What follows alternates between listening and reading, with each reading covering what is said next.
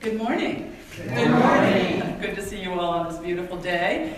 I thought we might have some rain this morning, but no, the sun is shining and it is just going to be gorgeous all day long. So a good day for summer fun. So enjoy that.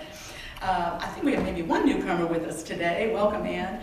Could somebody maybe grab her a gift bag back there? It just has a recording of prior service. It has a Daily Word magazine and just some things like that. A little information about Unity we'd like you to have. Thanks for joining us today. Anyone else here that escaped? No, we're all not, I wouldn't say old timers. We're all friends. We've been here before. We're so grateful to have Linda McClanahan and Joel Knapp here doing music. Let's thank them for joining us today. And I always like to start with just a couple of brief announcements for the benefit of folks online as well as here. The Unity Women's Luncheon is this week. It was postponed because of the fourth holiday, so it's Tuesday the 11th at 12:30 at Scramblers as usual. So we'll be gathering there. I think that's all set, 12:30 on Tuesday. Newcomers always welcome to the Unity Women's Lunch. Our weekly yoga class, most of you know, is sort of on a temporary hold while our intrepid yogi instructor is doing some healing work. So we are supporting her in prayer. We know she'll be back to full strength soon, and we'll let you know when she's ready to resume. There's a sign on the door right now, and we'll put a notice on the website and here in service announcements to let you know when you can resume that. It was going so nicely, and she regrets having to take this pause, but healing of body takes precedence, so we support her in prayer strongly. You all know our summer concert is coming up August 12 on the back deck, 6 o'clock. Weather always seems to cooperate, and we always have a wonderful time. And that's about it. Many thanks to all of you for joining us here, for joining us online. If you have any questions about the church or want to send in a prayer request, remember unitydelawareohio.org is our website, and you can do all of that there. So check that out at any time. So as always, we'll begin to think about prayer, what we are lifting up in our minds, in our hearts. And as we prepare to go into prayer, Linda and Joel will do a song for us by Karen Drucker, Blessing to the World.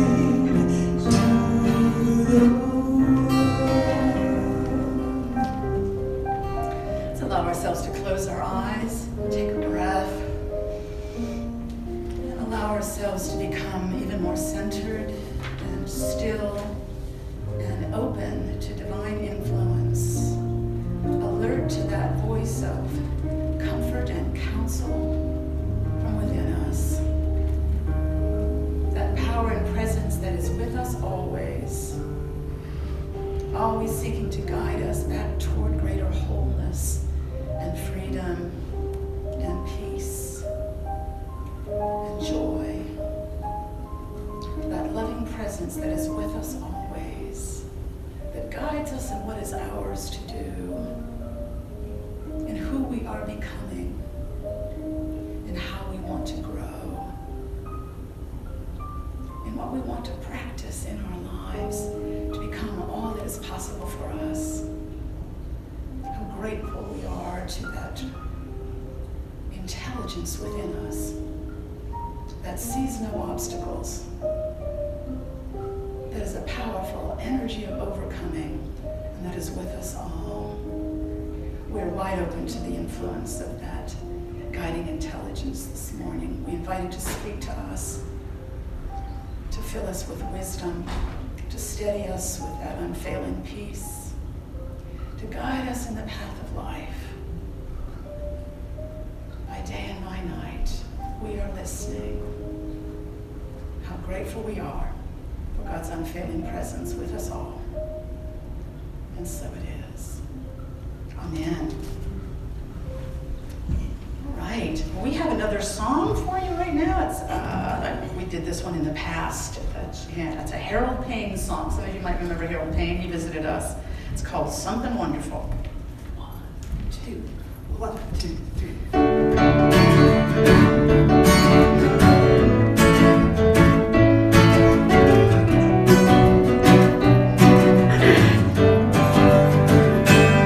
Something wonderful, something wonderful is happening to me right here, right now.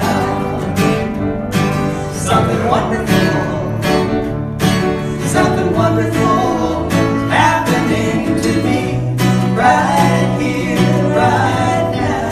I can feel it, I can feel it in my body, I can feel it in my soul, I can feel it in my heart, and it won't let go.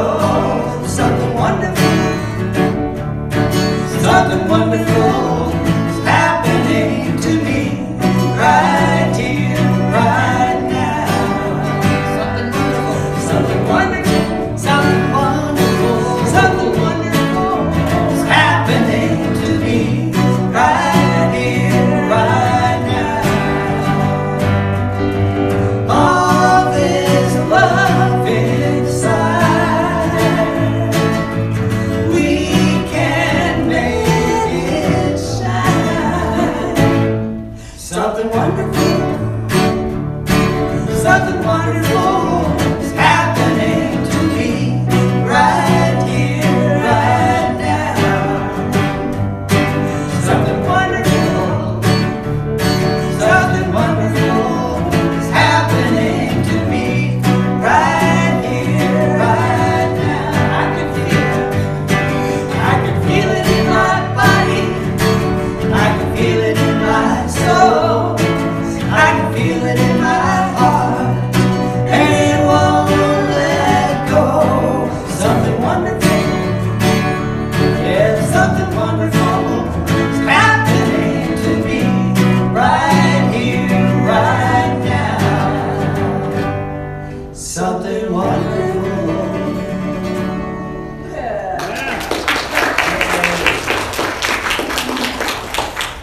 I like that one. I haven't heard that in a while. Got a kind of a reggae energy or something to it, right? Thank you, Linda. Thank you, Joel. All right. Well, thinking about practice, my topic is Practice Makes Progress. It's actually a title of a David Roth song. So I thought about this joke about practice. I thought I'd share with you to start. It's a tenant in an apartment building goes to see the landlady one morning. He says, "I simply won't stay here any longer. This is intolerable. The people above me banged on the floor early this morning and slamming doors, jumping up and down as hard as they could on the floors. I won't stand it, I tell you. I'm gonna have to get out of here." The landlady said, "Oh, I thought they woke you up, I guess." He said, "Well, no, I hadn't gone to bed yet. I was practicing my saxophone." That's a good one. I liked that. There's a similar one having to do with bagpipes, I think. Same premise. All right. Well, thinking about practice and how we practice all the time, I sort of looked it up and I found it kind of interesting that there's actually 3 different definitions of practice. You don't think about that so much, but it means to do or perform something often, customarily, or habitually, to practice. It means to be professionally engaged in something, like people say they practice law or practice medicine. And then the third one is that to perform or work at something repeatedly so as to become proficient at it. to train yourself at something by repeated exercise, practice. So there's a lot of meanings to practice. I like that David Roth song, practice, makes perfect was the idiom, of course, but we never really make perfect. So it makes a lot better sense to say practice makes progress, because we all know the more we practice something, the more we do progress, right? We have idioms about it. How do you get to Carnegie Hall? Practice. We all know that. If you're learning a piano or guitar or ballet dancing or whatever it is, you get better through practice. The thing is, and I was reading an interview with an author online called Adrienne Marie Brown. She wrote a book called Emergent Strategy, How Do New Things Emerge in the World? How does anything new happen? And she's made this point very strongly, and I was grateful to be reminded of it. We're actually practicing all the time. All the time. We're practicing with what we're thinking. We're practicing with the ideas we keep reinforcing and telling ourselves. We're practicing something. We're practicing being us and doing our life every day, all the time. The thing, it's not just when we're doing piano scales or practicing some particular skill. We're actually practicing all the time. We just don't know what we're practicing much of the time. We're not very conscious of what we're practicing all the time. So I think it's an idea useful to reflect on in your mind and heart, in your life, in being who you are. What are you practicing? What are you practicing being? It's something that I think goes kind of deep. Brown makes the point, it's not like you go from not practicing to practicing. The question is, are you practicing things on purpose? Or are you practicing things someone else told you should do? Or somebody presented, this is who you are, this is how you should act, this is what you should do. Are you practicing on purpose? She says, once you start practicing on purpose, then you can actually begin to practice goodness and peace and freedom. And then you have this, quote, contentment that comes from practice. That's an idea I like very much. A contentment that comes from practice. Not from being the best, not from being perfect, not from even knowing, thinking you're ever going to be perfect or get all the way there with anything you're working on, but the contentment that comes from knowing you're practicing. You're on purpose. You're practicing what you want to practice, and you're making progress every day. So how do we practice more on purpose? How do we practice consciously to get more good things happening in our lives, more emerging for us, more growth going for us, more of that contentment coming to us that comes from practice? Well, so many ways. I think these are the few approaches I came up with that I think we kind of find ourselves instinctively doing, intuitively doing. The first one has to do with cultivating self-awareness. We have to become aware of what we're practicing now, how we're thinking about ourselves, our habits of mind, what we're believing about ourselves day by day, how we're seeing ourselves, how we're seeing our lives, because that's something we reinforce every day. Those attitudes keep coming up, whatever we think. I'm being victimized again, here I am being victimized again, and we kind of keep practicing that idea. That's not something one would want to practice on purpose. That would be an unconscious practice. So there's so many ways of sort of trying to do a little self-awareness check to cultivate more of it. I've been a journaler most of my life, since those little 5-year diaries with a key and a lock on them. Anybody have one of those? They're very important secret stuff in there. But I've used my journals in many different ways over the years, but it's very much for me a way of sort of communing with higher self, higher intelligence, and exploring something I'm chewing on mentally, thinking about where's that come from, why is that there? It's a way of practicing self-awareness and building that. It's not the only way to do that, but it's one that kind of has always come naturally to me. But it's also you can think about what's the feedback you're getting from others in your life? Are people giving you feedback about who you are? Are they influencing who you are? That's something to look at. And how do you react to that? What wakes you up at 3 in the morning? If you have a night where you're up at 3, has anyone ever had a night like that? Last night. Yeah. Me too, actually. It's always 3 for some reason. But what is it on your mind? If you have a night like that and you're up at 3, is there something there? I mean, it could be you're just having a bad night, you're not sleeping well, but sometimes you're chewing on something. Something that came up, something that you got triggered, and now it's kind of done this loop in your mind. It's triggered this loop, this thought going round and round. Triggers and loops. I was thinking about that, and I thought it's like a really unpleasant board game, isn't it? Triggers and loops. Not one you'd want to play, but we kind of play it mentally ourselves sometimes. That's not a game that'll bring you much contentment, triggers and loops, loops and triggers. But if we begin to become aware of, when are we being triggered? Are we triggered when somebody criticizes us in some way? And if so, why? Where does that come from? How far does that go back? Is there a sense that we've been victimized in some way? If so, where does that come from? How far back does that go? And the more we become kind of aware of that, the more distance we have from it, and the less sort of subjugated to that idea we are. We gain some control over it. We can look at it and say, I don't think I want to practice that idea anymore. I don't think I want to practice that belief about myself, because I don't think that's true. So I think it's a powerful way of beginning to cultivate more self-awareness. So I think we all have some things we do unconsciously. We might have them with us from childhood. I was thinking about how growing up, when my mother worked hard. She worked in her beauty shop all day, and then she was taking care of a home and cooking dinner and all these other things. So she was always working hard. And I always had the feeling as a child, it's not good to just sit. Don't be caught just sitting. It's not good. It's not right. You should be up, working, doing something constructive. Did anyone else grow up on that idea? I had to learn how to sit, because there was a sense of you're not doing anything useful if you're just sitting around. You're not doing anything useful. A useful person is up and doing and being productive. That's an idea. As I look at that, long ago, actually, I rejected that. I'm a pretty good sitter. I've learned how to sit. But I had to look at that a little bit and distance myself from that. Is there a sense that you're not valuable, you're not worthwhile enough unless you're doing something for somebody or doing some kind of work?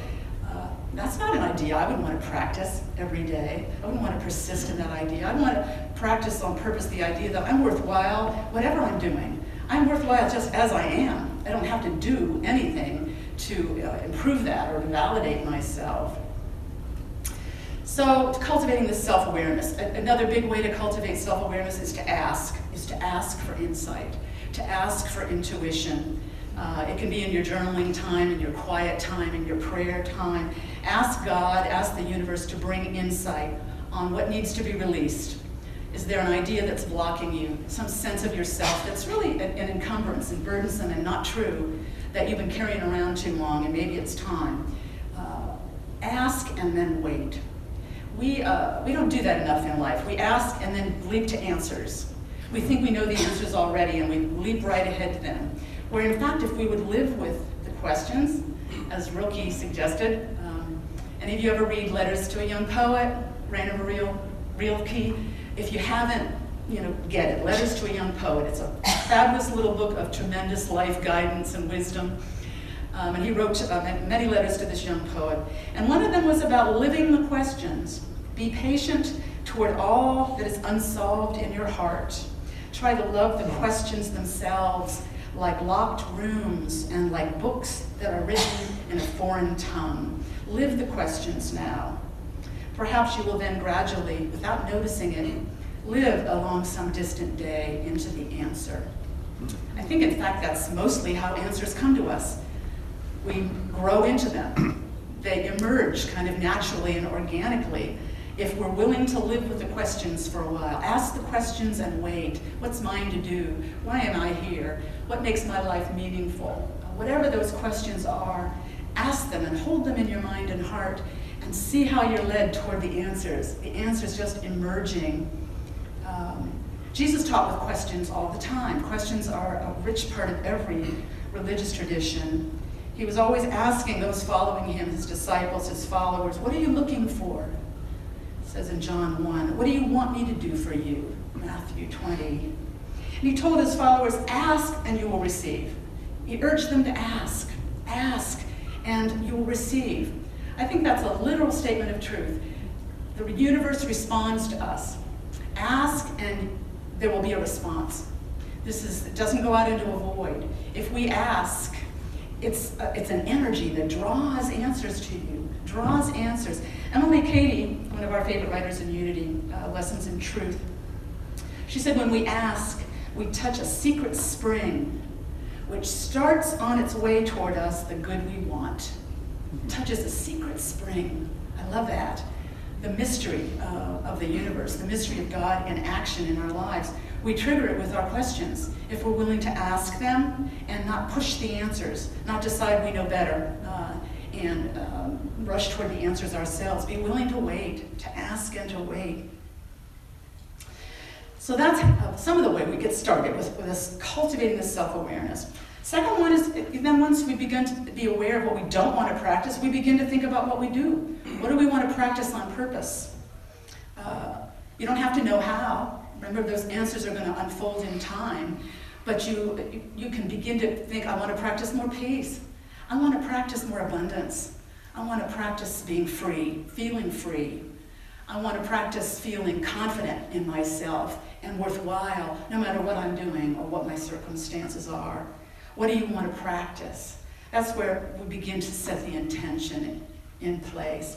In Unity, we're very keen on affirmations and denials. How many of you are familiar with and have used affirmations and denials? It's just kind of basic toolbox stuff in Unity churches.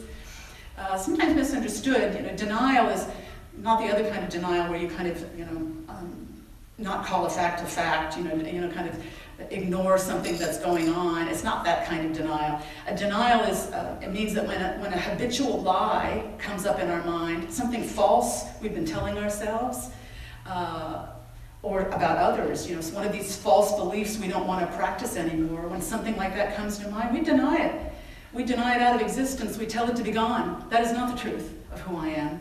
And I'm not going to practice that. I'm not going to embrace that idea anymore. That is wrong. Be gone. Be gone from my life. Be gone from my mind.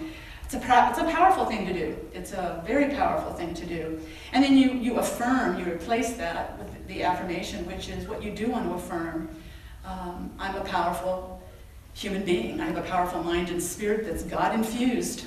And I'm choosing peace in my life. I'm choosing freedom. I'm choosing abundance. I'm choosing meaningful work. That's who I am. I'm a chooser. I'm a dynamic living being on the planet. Whatever it is you want to affirm. And usually it's what you feel most in need of, right? What we're most in need of, that's what we want to affirm. If we're most in need of peace, we want to affirm peace. Peace is in me because this is a God-infused universe and I'm a God-infused being, and that God quality is within me. I am peace now. So intention, cultivating self-awareness, these are things we do habitually, naturally, to practice more on purpose. And then I think a big one is imagination. We use our imagination.